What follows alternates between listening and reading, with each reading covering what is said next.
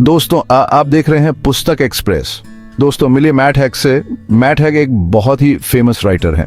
वो अपने दिल की बात बहुत ऑनेस्टली लिखते हैं। उनकी बुक्स मोस्टली मेंटल हेल्थ के बारे में होती हैं। उनकी सबसे फेमस बुक है रीजंस टू स्टे अलाइव। अगर आपको ये वीडियो पसंद आ रहा है तो कृपया इसे लाइक करें।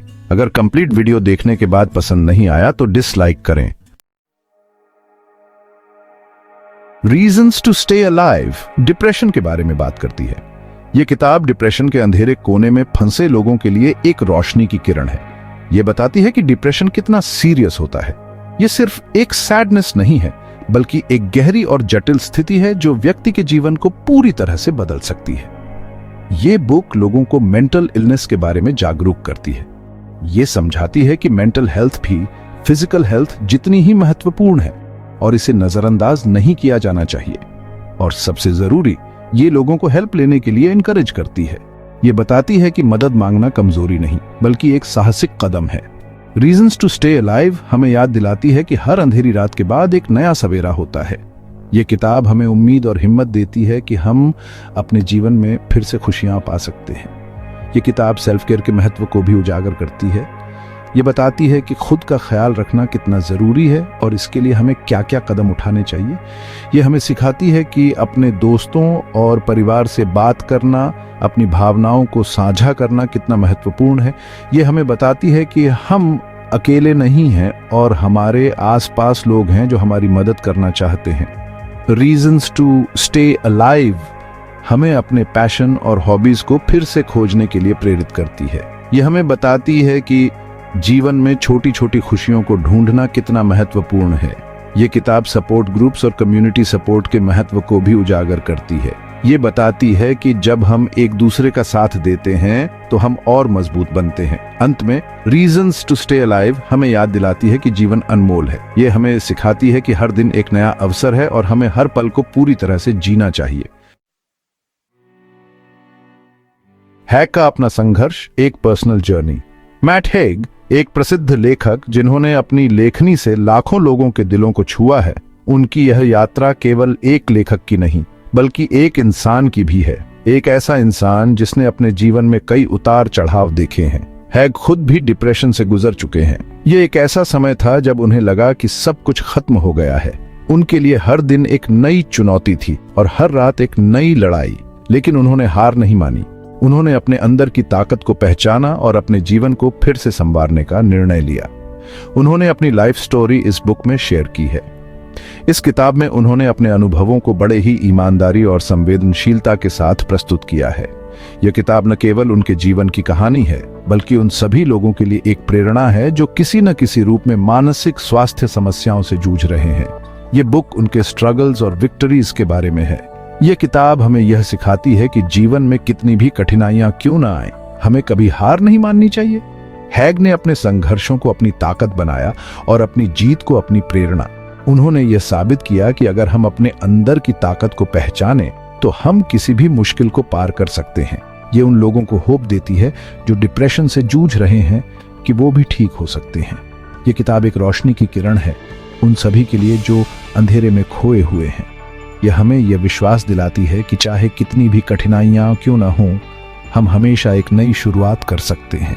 हैग की यह व्यक्तिगत यात्रा हमें यह सिखाती है कि जीवन में हर मुश्किल का सामना करने के लिए हमें अपने अंदर की ताकत को पहचानना होगा और कभी हार नहीं माननी चाहिए।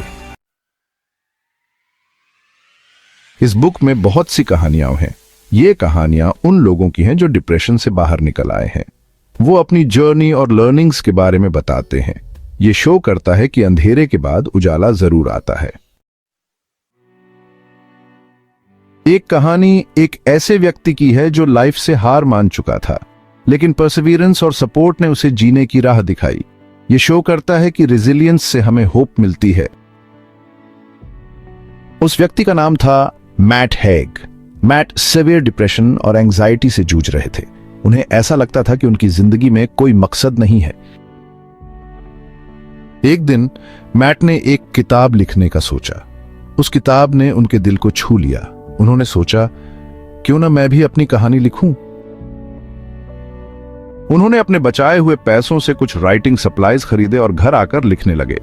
शुरुआत में उन्हें बहुत मुश्किलें आईं, लेकिन उन्होंने हार नहीं मानी। धीरे धीरे मैट की राइटिंग में सुधार आने लगा। उनकी कहानियों में उनकी भावनाएं झलकने लगीं। उन्होंने अपनी कहानियों को अपने दोस्तों और परिवार को दिखाना शुरू किया। मैट की कहानियों ने न केवल उन्हें बल्कि उनके आसपास के लोगों को भी प्रेरित किया। उनकी राइटिंग ने उन्हें एक नई पहचान दी और उन्हें जीने का नया मकसद मिला। एक दिन मैट की किताबों की एक प्रदर्शनी लगी। वहां बहुत से लोग आए और उनकी राइटिंग की तारीफ की। मैट को ऐसा लगा जैसे उनकी मेहनत रंग लाई हो। मैट की कहानी हमें यह सिखाती है कि कभी भी हार नहीं माननी चाहिए। राइटिंग और क्रिएटिविटी हमें न केवल जीने की राह दिखाते हैं, बल्कि हमें एक नई पहचान भी देते हैं।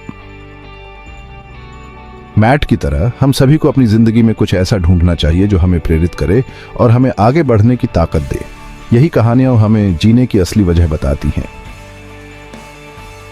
कहानियां जो प्रेरित करती हैं, वे हमें यह एहसास दिलाती हैं कि हम अकेले नहीं हैं।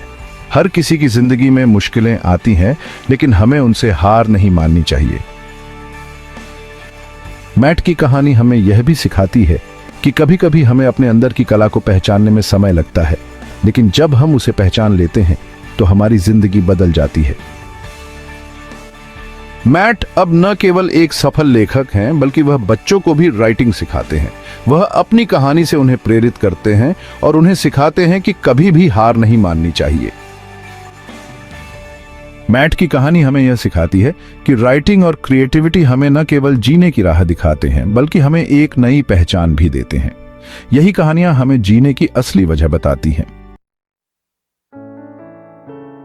इस बुक का मेन मैसेज है होप। यह बताती है कि जीने के बहुत से रीजंस होते हैं। प्यार, दोस्ती, कला, नेचर, ये सब हमें जीने की ताकत देते हैं। हमें बस इन रीजंस को पहचानना होगा। हैक कहते हैं, खुशी छोटी छोटी चीजों में है। एक सनी डे, एक अच्छी बुक, एक प्यारा सा मोमेंट। हमें इन मोमेंट्स का मजा लेना चाहिए। ये मोमेंट्स हमें मुश्किल समय में ताकत देते हैं। डिप्रेशन एक अंधेरा है, लेकिन ये हमेशा नहीं रहता। ये एक ऐसी स्थिति है जो किसी को भी प्रभावित कर सकती है, चाहे वो कितना भी मजबूत क्यों ना हो। जब हम इस अंधेरे में होते हैं तो हमें लगता है कि कोई रास्ता नहीं है, लेकिन ये सच नहीं है। सही ट्रीटमेंट और सपोर्ट से इससे बाहर निकलना पॉसिबल है। थेरेपी, दवाइयां और सबसे महत्वपूर्ण हमारे आसपास के लोगों का समर्थन, ये सब मिलकर हमें इस अंधेरे से बाहर निकाल सकते हैं। जब हम अपने दोस्तों और परिवार के साथ अपनी भावनाओं को साझा करते हैं तो हमें एक नई उम्मीद मिलती है। ये बुक लोगों को हेल्प लेने के लिए इनकरेज करती है। इसमें कई कहानियां और सुझाव हैं जो हमें प्रेरित करते हैं कि हम अकेले नहीं हैं। किताबें हमें ज्ञान और समझ देती हैं और हमें दिखाती हैं कि हम इस स्थिति से बाहर निकल सकते हैं।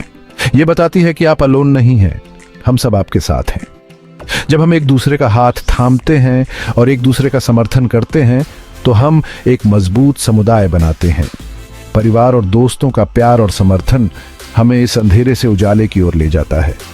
ये यात्रा आसान नहीं है, लेकिन साथ मिलकर हम इसे पार कर सकते हैं। याद रखें, हर अंधेरी रात के बाद एक उजला सवेरा आता है। अगर आप या आपका कोई जानने वाला डिप्रेशन से जूझ रहा है तो प्लीज हेल्प मांगे। परिवार, दोस्त, डॉक्टर, कोई भी आपकी हेल्प कर सकता है। याद रखें, आप अलोन नहीं हैं। रीजंस टू स्टे अलाइव एक बहुत ही इंपॉर्टेंट बुक है। ये मेंटल हेल्थ पर खुलकर बात करती है। ये होप, इंस्पिरेशन और करेज का मैसेज देती है। ये हमें याद दिलाती है कि जिंदगी खूबसूरत है, जीने लायक है। अगली बुक समरी कौन सी सुनना चाहते हो, कमेंट में बताएं। हमारे चैनल पुस्तक एक्सप्रेस को लाइक, शेयर और सब्सक्राइब करना ना भूलें। धन्यवाद।